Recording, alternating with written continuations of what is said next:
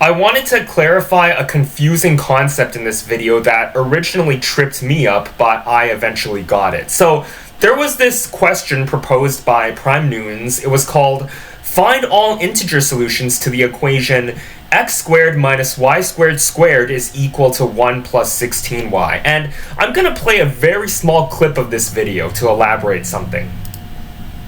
Then or equal to this x squared minus y squared squared, or I can choose this one and say that 2y minus 1 squared is less than or equal to x squared minus y squared squared.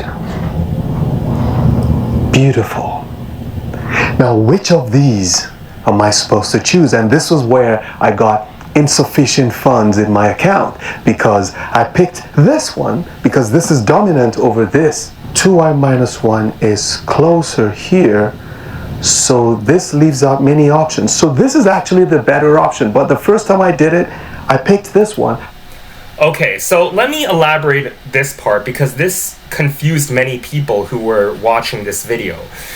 So in this video, I did it myself too, and I came up with the same bounds. X is at the absolute let's start at the beginning. Since x squared cannot equal y squared, that means that the absolute value of x cannot be equal to y. So in that case, the absolute value of x is either greater than or equal to y plus 1, or the absolute value of x is less than or equal to y minus 1. When you work out these two bounds, you get 2y plus 1 squared is less than or equal to x squared minus y squared squared, or 2y minus 1 squared is less than or equal to x squared minus y squared squared. Now, I didn't show it in the video, but if you work these two restrictions out, you eventually get two restrictions. You either get y is less than or equal to 3, the first one, which you're not supposed to pick, or the latter restriction is the bigger one, y is less than or equal to 5. This part tends to confuse people because you want something that satisfies both conditions, or at least that's what many people thought, and that they went with the smaller restriction, y is less than or equal to 3.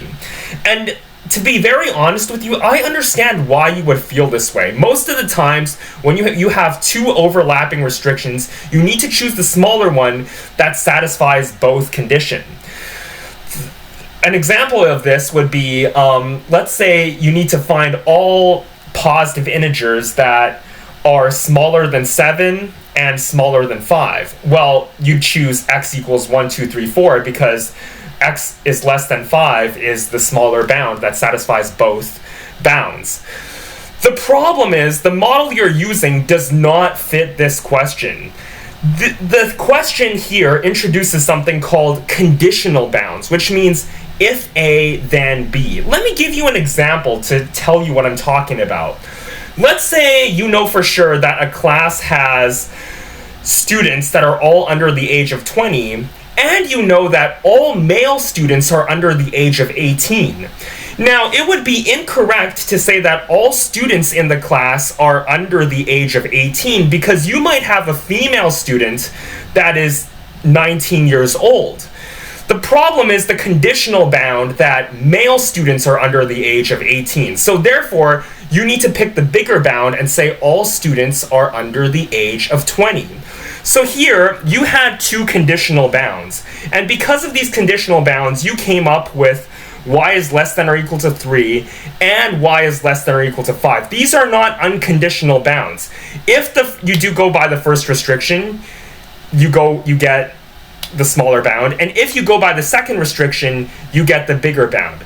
And because these are not unconditional bounds, you have to choose the bigger restriction of y is less than or equal to 5. Hope that helped.